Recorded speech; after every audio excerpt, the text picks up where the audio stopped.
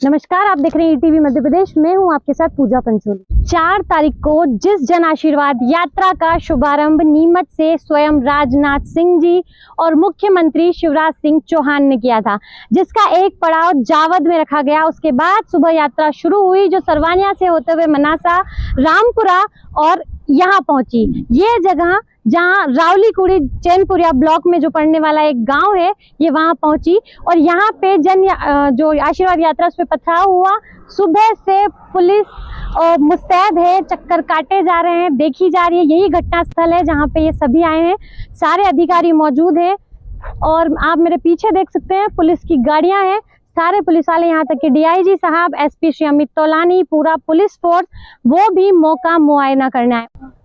Collector Shri Dinesh Jain, Neha Meena ma'am, सभी यहाँ पे मौजूद है। घटना का स्थल निरीक्षण किया जा रहा है। सभी लोग मेरे साथ, आप मेरे पीछे आगे देख सकते हैं, सामने पुलिस की गाड़ियाँ एक के बाद एक, सारे प्रशासनिक अधिकारी, पुलिस फोर्स पूरी तैनात है। अब ये देखना है कि इस जो घटनाक्रम है, इसकी जो कांग्रेसियों का जो आरोप था, आज थाना पे प्रदर्शन हुआ, रामपुरा थाना पे, उसके बाद उनका कहना था कि पार्टी के दबाव में उन लोगों को अरेस्ट किया गया जो वहां पे मौजूद भी नहीं थे। जिसके बाद डीआईजी सर ने खुद उन्हें आश्वासन दिया, यदि वो निर्दोष हैं तो हम उन्हें छोड़ देंगे, हमारी किसी से कोई द्वेषता नहीं है, निष्पक्ष जांच भी होगी। उसके बाद रामपुरा थाना से सर निकले थे, जो गेस्ट हाउस गए और अभी वो मौका था वहाँ निरीक्षण कर रहे हैं। अब देखते हैं कि रिपोर्ट में निकलकर क्या सामने आता है।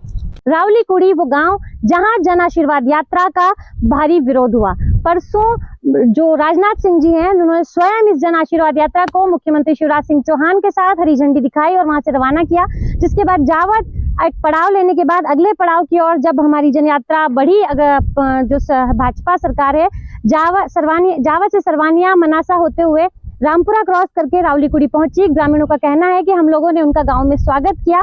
थोड़ी ही देर बाद जो है, गांव से निकलने के बाद जन आशीर्वाद यात्रा पर पत्थरों से हमला कर दिया गया, जिसमें विधायक माधव जी मारू की गाड़ी के सारे शीशे फोड़ दिए गए और यहाँ नारे लगे कि कैलाश विजयवर्गीय तुझसे कोई बैर नहीं, लेकिन मारू की खैर नहीं।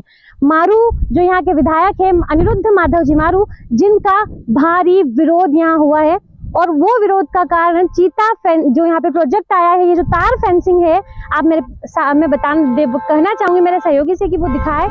ये जो तार फेंसिंग है, जिसकी वजह से ग्रामीणों में आक्रोश है, क्योंकि यहाँ के जो ग्रामीण हैं, उनका मुख्य कमाई का जो स्रोत है, पशुपालक है, वो उनके मवेशियों पर ही वे जीवित हैं, उनकी आजीविका चलती है।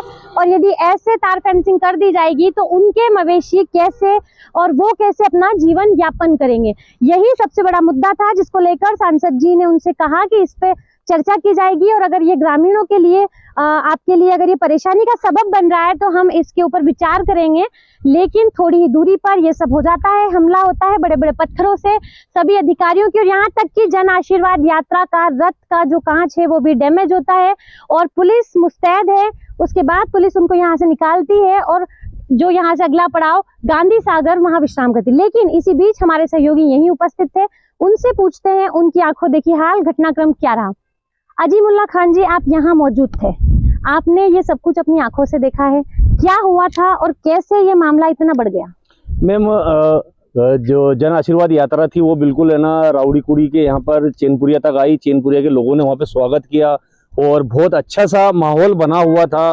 बाकी अचानक जब जैसे ही रावलीकुड़ी पहुंची, वो जन पद यात्रा जब जैसी रावलीकुड़ी पहुंचती है और उसके बाद में जय कमलनाथ के नारे भी लगना शुरू हो जाते हैं और अचानक धीरे धीरे माहौल खराब होने लग जाता है। और माहौल खराब होते होते इतना माहौल खराब हो जाता है कि जिसमें हम आपको क्या बताएं कि इतना माहौल खराब हो गया कि विधायक जी की गाड़ी और जो रथ चल रहा था जन आशीर्वाद यात्रा के अंदर, उसी रथ को पूरा डैमेज कर दिया गया और पूरा उसके कांच फोड़ दिए गए, शीशे फोड़ दिए गए। आप अगर आगे देखते हैं तो वहाँ गाड़ी के आपको कांच भी नजर आते हैं और माधव मारू जी की गाड़ी के साइड ग्लास भी नजर आता है। एक चीज हमें ये भी सुनने में आई थी कि पहले भी जो व्हाट्सएप पे या सोशल मीडिया पे ऐसा कोई मैसेज आया था कि विरोध प्रदर्शन का सामना करना पड़ सकता है। उसके बाद मंडल अध्यक्ष ने इसकी सूचना भी थाने पर दी थी, लेकिन पुलिस ने मुस्तैदी से कार्य नहीं किया और इसकी वजह से ये सब हुआ, जिससे डीआईजी सर, कमिश्नर, एसपी और सभी को, यहाँ तक कि कलेक्टर दिनेश जी जैन और अपर कलेक्टर नेहा मीना मैडम अभी जो खुद थोड़ी सी देर पहले यहाँ निरीक्षण करके गए, उन सबको भी आना पड़ा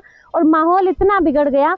और सबसे बड़ी बात है कि भाजपा और कांग्रेस की राजनीति गर्मा गई है। मैम, इसमें हमारी बात हुई है गोपाल गुजर मंडल अध्यक्ष से, तो उन्होंने ये कहा था कि कल हमने 10 बजे से ही व्हाट्सएप और फेसबुक के माध्यम से जो टिप्पणी की गई थी, हमने उसमें यहाँ से लोगों को बताया था, शासन को, प्रशासन को हमने उसमें लिखा, FIR भी कराई थी या उसके अंदर कार्रवाई का भी मौका दिया था। बाकी यहाँ से प्रशासन ने कुछ लोगों को उठाया जरूर था, बाकी उनको एक समझाइश देके छोड़ दिया गया।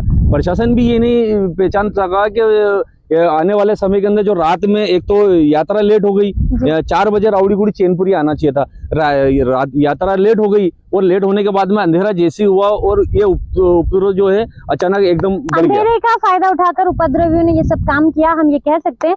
लेकिन अजीम जी ये कह सकते हैं, यात्रा है, जन आशीर्वाद यात्रा हर गली से होकर गुजरती है, मुख्य मार्गों से हर शहर में होती हुई आई, वहाँ लोगों ने स्वागत किए हैं। उससे समय हम मान सकते हैं कि थोड़ा ऊपर नीचे हो सकता है, लेकिन अभी जैसे हमने ग्रामीणों से बात की, उनका कहना है कि हमारी तरफ से कोई विरोध नहीं था, हम लोगों ने स्वागत किया है, हमारी बात भी जब सांसद जी ने मान ली तो हम क्यों विरोध करेंगे। ये सब कुछ गांव के बाहर हुआ, जो पहले से ही प्री प्लान था, ऐसा कह सकते हैं हम। तभी लोगों ने अचानक से हमला कर दिया और जो पुलिसकर्मी साथ चल रहे थे उन्हें संभलने का समय नहीं मिला और ये सब इतना बड़ा मुद्दा बन गया।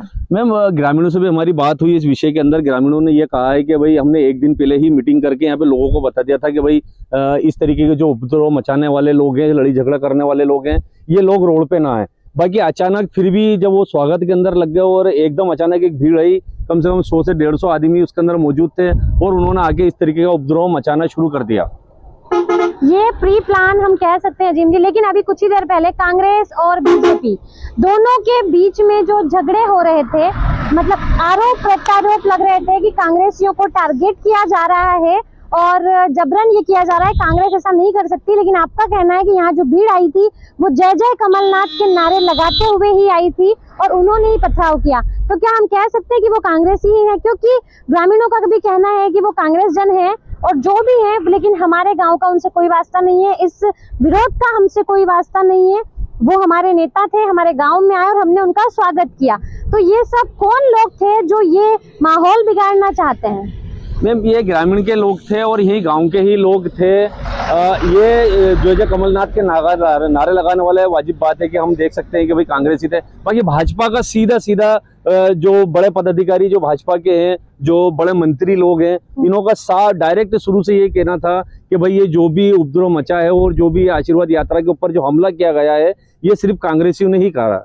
तो कहीं ना कहीं ये भी मान सकते हैं, जैसे कांग्रेस आरोप लगा रही है कि जब बीजेपी फेल हो रही है, कुछ कर नहीं पा रही है, तो वो कांग्रेसियों पे अपना आरोप मढ़ रही है और लोगों से बचना चाहती है, बल्कि विकास धरातल पे नहीं हुआ। वहीं बीजेपी आरोप लगाती है अजीम जी कि अगर जो बीजेपी अगर उसने विकास किया होता तो उनका विरोध नहीं होता। और वैसे भी कांग्रेस चुनाव लड़ने में बिलीव करती है, इस तरह के छोटे काम कांग्रेसी नहीं करते। लेकिन जिन जिन लोगों को उठाया गया वो सभी लगभग कांग्रेसी ही थे, जो यहाँ मौजूद भी थे, ऐसा पुलिस का भी कहना है। हाँ मैम, 10 से 12 गिरफ्तारियां हुई हैं, रात को भी लोगों को उठाया गया है और कुछ लोगों को और तलाश रहे हैं, जिसके अंदर नामजद भी है, कुछ ज़्यादा लोग हैं।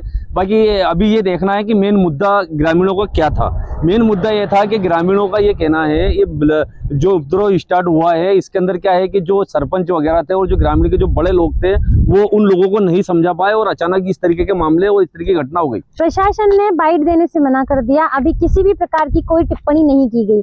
डीआईजी साहब ने सिर्फ इतना ही कहा जांच जारी है और उसके अलावा सभी अधिकारियों से, जैसे आपने कहा, हमने बात करने की कोशिश की, पर अभी सभी ने मना कर दिया क्योंकि संवेदनशील मामला है, जब तक जांच नहीं हो जाती तब तक कुछ नहीं कहा जा सकता। तो क्या इसमें प्रशासन की चुप्पी भी कई संकेत कर रही है? इसके अंदर सरासर प्रशासन की एक चुप्पी है, जिसके अंदर गलती नजर आ रही है। जिसे मैंने आपसे पहले भी कहा है कि सुबह में ही जब प्रशासन को, रामपुरा थाने को इस बात को पता चल चुका था कि वहां पे इस तरीके की घटना है, तो फिर उस यात्रा के लिए पुख्ता इंतजाम क्यों नहीं किए गए, फोर्स क्यों नहीं मंगाया गया? हो सकता था ये सिर्फ पत्थरबाजी हुई। अगर ये मामला बढ़ जाता, किसी मंत्री को या किसी अन्य व्यक्ति को अगर कोई नुकसान हो जाता, ज्यादा हानि हो जाती, तो कौन जिम्मेदारी इस चीज की लेता? कहीं न कहीं प्रशासन चूक गया अपनी जो उनकी जो जिम्मेदारी थी, या उससे अभी तक जो उनको करना चाहिए था शायद वो नहीं कर पाए। और इसमें पुलिस का कहीं ना कहीं थोड़ा सा देखा जाए तो फेल्यूर साबित हुआ है। हर जगह पुलिस मुस्तैद रहती है। अमित तोलानी जब से आए हैं तब से बड़े स्ट्रिक्ट हैं और अपना काम भी बखूबी कर रहे हैं, ये हम जानते हैं। जब भी सीएम का दौरा हुआ, पूर्व सीएम कमलनाथ का दौरा हुआ, पुलिस की तैनाती रही, कहीं कोई हमें संशय देखने को नहीं मिला, कोई गड़बड़ देखने को नहीं मिली। तो इतनी बड़ी चूक कैसे की जा सकती है जब पता था कि जन आशीर्वाद यात्रा हर गांव से होकर गुजरेगी और हो सकता है कि किसी गांव में कोई भी अराजक तत्व, हम किसी भी पार्टी का नाम नहीं लेना चाहते, वो कांग्रेस हो सकती है या अन्य कोई पार्टी या और कोई अराजक तत्व जो ये सब फैलाना चाहते थे, तो पुलिस कहीं ना कहीं चूक गई और इतनी सी जो उनकी गलती है वो सभी पे भारी पड़ गई। आज गांव बदनाम हो गया है, पूरा महकमा में हड़कंप मचा हुआ है, सारे अधिकारी यहाँ पे आ चुके हैं, मौका मुआयना किया जा रहा है, लेकिन जो होना था वो तो हो चुका है, उससे नहीं बदला जा सकता। हमने ग्रामीण के लोगों से भी कुछ बात करी, जो हम अंदर गए थे गांव के अंदर सुबह में, रात से लेकर सुबह तक मैं कवरेज कर रहा था यहाँ पर और यहाँ मौजूद था। मैं सुबह रात को भी घटना स्थल पे मौजूद था और सुबह में मैं जल्द से जल्द वहाँ पहुंच गया। तो वहाँ पे भी ग्रामीणों को यही कहना है कि ये जो घटना हुई है, ये घटना के जिम्मेदार हम नहीं है, ये तो एक भीड़ थी और उस भीड़ ने आके इस तरीके के काम करे हैं। और जब स्वागत होने के बाद में जब आगे पूरा के पूरा इस तरीके से बड़ा है मामला, तो वहां आगे आने के बाद के अंदर ये मामला हुआ। अब वो लोग कौन थे, ग्रामीण साहब मना कर दिया ग्रामीणों के साहब, वो हमारे गांव के लोग नहीं थे, हम नहीं जानते उनके कि किस लोगों ने जैसे कमलनाथ के नारे लगाए। क्योंकि जो देखा जाए गांव एक छोटा सा गांव है, बहुत कम आबादी का गांव है, मवेशियों पे अपना जीवन जीते हैं और अगर 100-200 लोग एक साथ भीड़ बन के आते हैं और वहां पे स्वागत जब किया तब भी काफी ग्रामीण इकट्ठे थे, तो कहीं ना कहीं ये संशय तो बनता है कि इस गांव की वो भीड़ नहीं थी। हो सकता है इस गांव के कुछ लोग हों, लेकिन भीड़ जो है जिसका कोई नाम नहीं होता, वो इतने लोग यहाँ के नहीं थे। लेकिन अजीम जी, जो भी होना था वो हो चुका है, लेकिन राजनीति गर्मा गई है, आरोप प्रत्यारोप का दौर शुरू हो गया है, राजनीति रोटियां सेकना चालू हो गई है, हर आदमी अपनी तरफ से बयानबाजी कर रहा है और माहौल को गर्माता जा रहा है, बजाय माहौल ठंडा हो इसके गर्माता जा रहा है। बीजेपी अपनी तरफ से टिप्पणी कर रही है कि हम लोगों से नाराज होकर या हम जो काम कर रहे हैं, हमारी जो शैली है, लोग जो हमें पसंद कर रहे हैं क्षेत्र के, उससे बौखलाहट में कांग्रेस ये जो घटिया हरकत है उनकी, ये मानसिकता कह सकते हैं, घटिया मानसिकता जो है उसका परिचय दे रही है। मैम ये बात तो सही है, आप कह रहे हैं कि राजनीति वाले मामले के आखिरी स्तर चल रहा है, आखिरी सत्र है चुनावी के अंदर, थोड़े दिन बाद आचार संहिता लग जाएगी और जाहिर सी बात है ये कहीं ना कहीं एक राजनीति रोटी सीखी गई है और राजनीति के अंदर इसको बहुत बड़े पैमाने के ऊपर देखा, पूरे हिंदुस्तान के अंदर इसकी निंदा हो रही है। कहीं ना कहीं ये जरूर देखा गया है कि गांव के विकास को एक तरफ रख के और इस तरीके के राजनीतिक खेल खेले गए। कांग्रेस के ऊपर जो आरोप लग रहे हैं, और अगर देखा जाए तो विधानसभा सत्र पास है, विधानसभा चुनाव होने हैं कुछ ही समय में, हर दावेदार अपनी दावेदारी पेश कर रहा है। वहीं यहाँ पे माधव मारू पहले से विधायक हैं और जो कांग्रेस के हैं वो भी चाहते हैं कि उनका भी एक नाम हो, उनकी अपनी एक छवि हो, सीट हो, सब कुछ हो। लेकिन यहाँ पे आज जो कुछ हुआ उसकी पूरे हिंदुस्तान में निंदा की गई। दो राष्ट्रीय पार्टियां अगर इस तरह की मानसिकता प्रदर्शित करती है तो वो शर्मनाक बात है। बीजेपी अपने आप में बड़ी पार्टी है, कांग्रेस भी अपने आप में बड़ी पार्टी है। अगर उनको लड़ना है तो चुनाव का बिगुल बज चुका है, प्रचार का बिगुल तो आप बजा ही चुके हैं, चुनावी बिगुल बज चुका है।